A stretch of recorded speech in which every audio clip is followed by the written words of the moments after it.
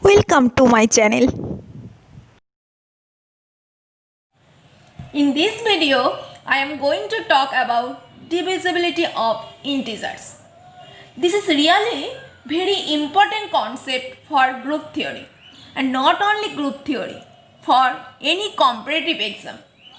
Let's see the definition.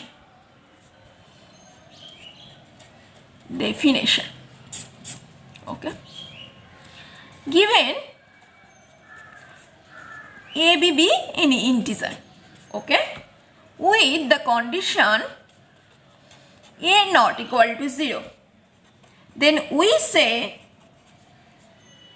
a divides b and the notation is a slash b if b equal to a times k for some k belongs to integers. Okay, let's see some example.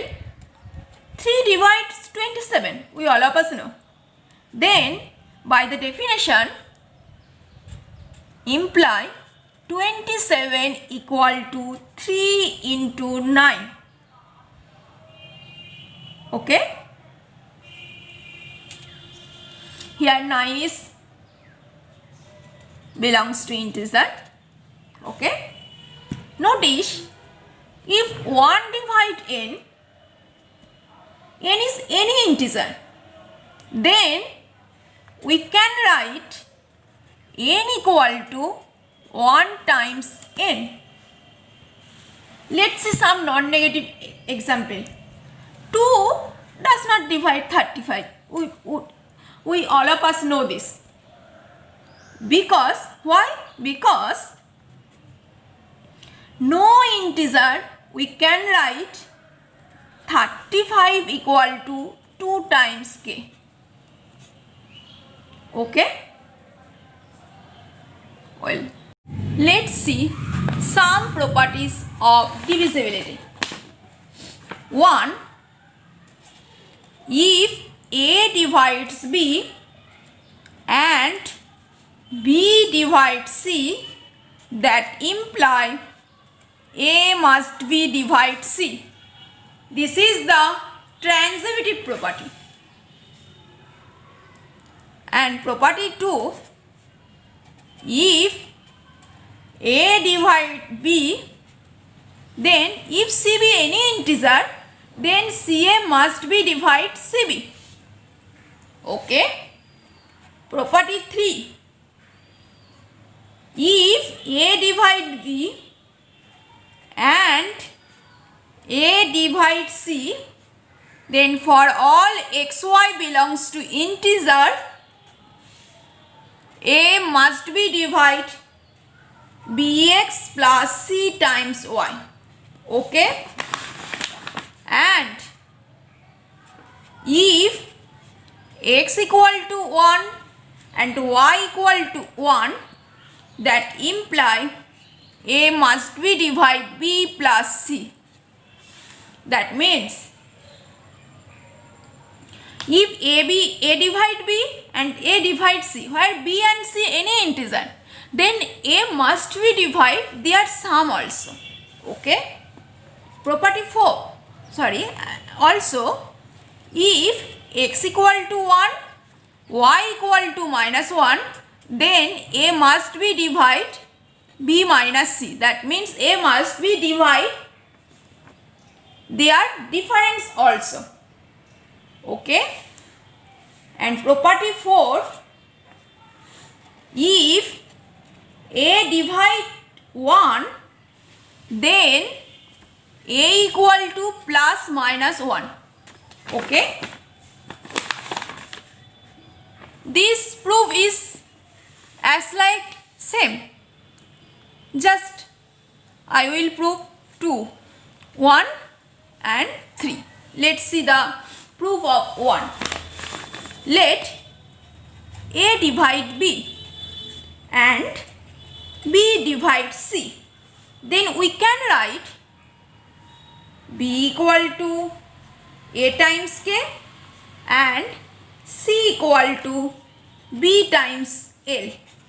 Okay, for all K, L belongs to integer. Since C equal to B times L, then B equal to A times K into L, that we can write A into K times L. This is equal to A K dash, where K dash belongs to any integer. Okay, that imply from this line the definition of divisibility, A must be divide C. Okay, let's see the proof of third option. Okay, if A divide B and A divide C, okay, then we can write B equal to A times K and C equal to A times K dash. Here the proof Bx plus Cy. Okay, then what is the value of Bx plus C times Y? Bx plus C times Y equal to the value of B equal to AK times X and value of C equal to AK dash times Y. Okay,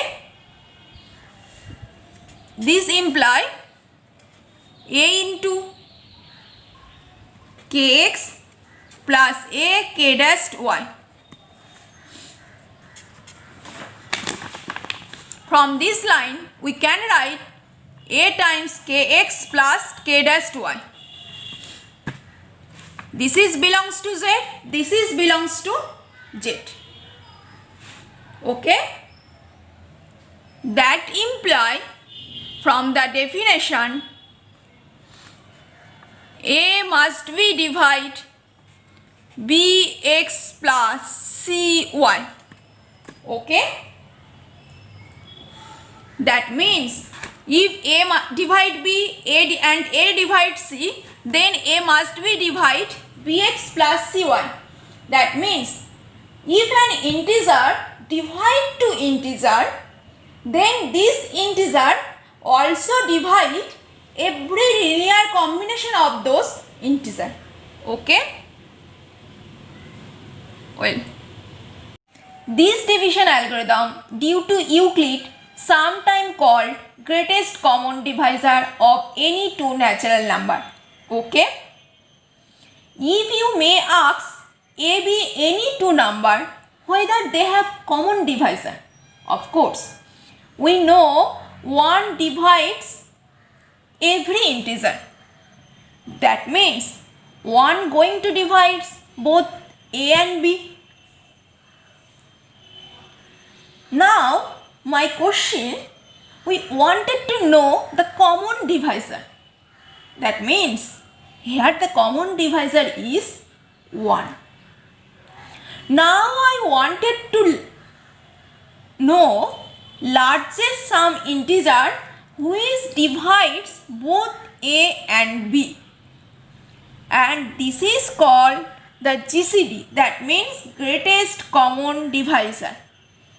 This is the GCD of any integer, let's see A and B, where G stands for greatest, C equal to common, D divisor. Okay, let's see the definition of greatest common divisor. Okay, if A and B be any natural number, then there exists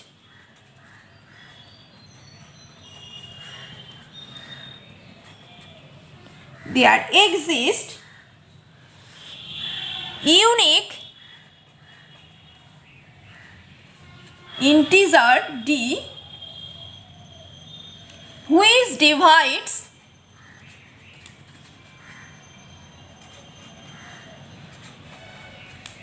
both and B. Okay, but this uniqueness is not only. That means dividing A and B cannot be unique. We all of us know 1 divide 14, also 2 divide 40. That means there are more properties of D. Let's see. Such that if there is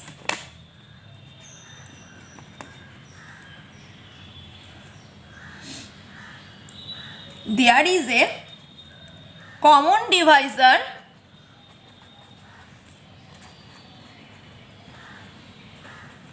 E of A and B, then E must be divide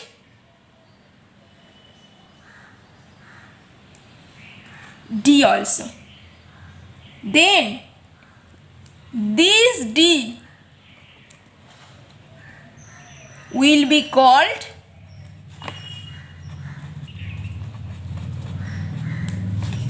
GCD.